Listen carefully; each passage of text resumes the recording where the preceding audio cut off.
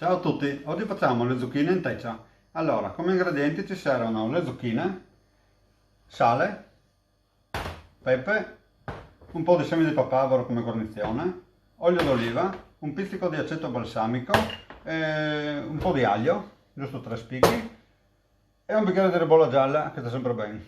Allora, cominciamo subito, prendiamo le nostre zucchine, andiamo a togliere le due estremità, andiamo a farle a tocchettini.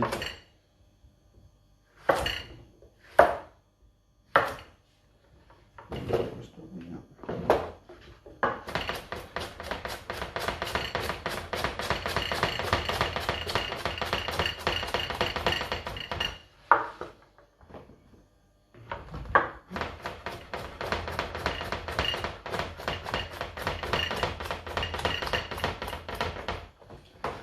Ok, stacchiamo un attimo intanto.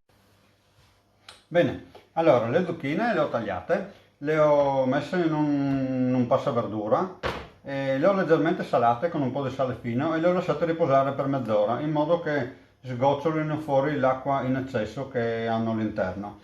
Adesso ho già acceso il fuoco, ho già messo l'olio d'oliva e adesso andiamo a mettere i nostri 3 spicchi d'aglio puliti e andiamo a metterli all'interno del nostro olio. Così. Ok, li lasciamo un attimo che rilascino il loro sapore di aglio e poi andremo a toglierli cercando di evitare di bruciarli, insomma. Allora un attimo solo. Andiamo un po'.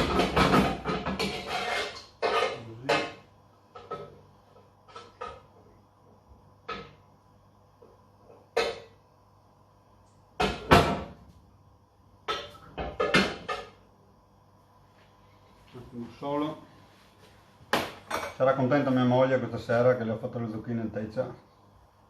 Quando ci sono questi momenti con un attimo di pausa, bisogna aspettare, l'ideale è sempre avere un goccino di vino bianco qua per passare questi momenti. Salute!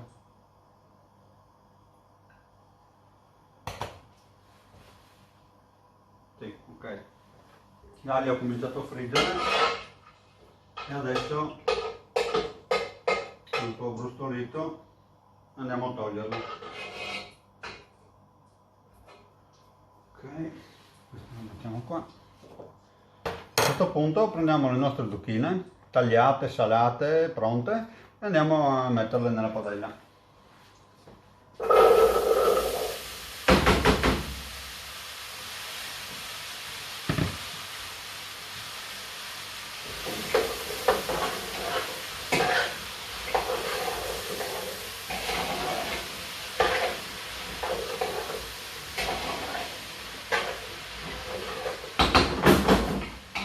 Adesso le lasciamo cuocere per un quarto d'ora, 20 minuti circa, dipende dalla quantità che fate e dal tipo di fornelli che avete a casa.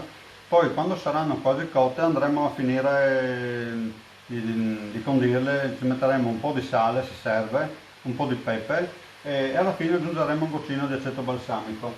E niente, stacchiamo un attimo, ci rivediamo tra un attimo. Eccoci di nuovo qua. Allora, le nostre zucchine adesso sono praticamente pronte. Le metto qua per farvi vedere, poi le rimetterò sul fuoco. Eccoci qua. Allora, le nostre zucchine sono praticamente pronte, sono un po' brustolite, vengono più buone. Adesso siamo a fine cottura, andiamo ad aggiungerci.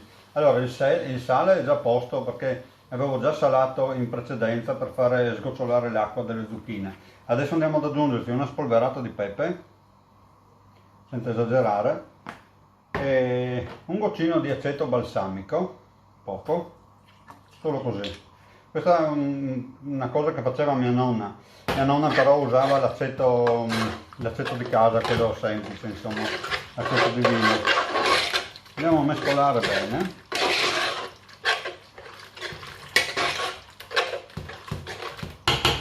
E adesso possiamo impiattarle. Allora, se volete fare un piatto un po' più figo, potete prendere un piatto, un cerchietto di questi, se ce l'avete, se no improvvisate con qualcos'altro. Andiamo a metterlo nel piatto, vediamo se riesco a far vedere. Così, cerchiamo di raccoglierle asciutte, non raccogliere l'olio che rimane sul fondo.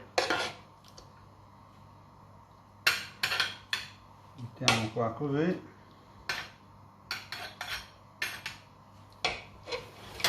Togliamo, vediamo se stanno in piedi. E dai, ce l'abbiamo fatta. Allora, poi prendiamo un po' di semi di papavero, ma giusto una spolverata come guarnizione sopra, così.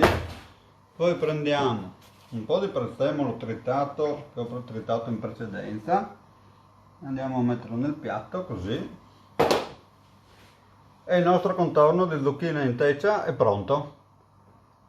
Bene, buon appetito. A questo punto non ci rimane che salutarci con un brindisi e ci vediamo alla prossima. Ciao ciao!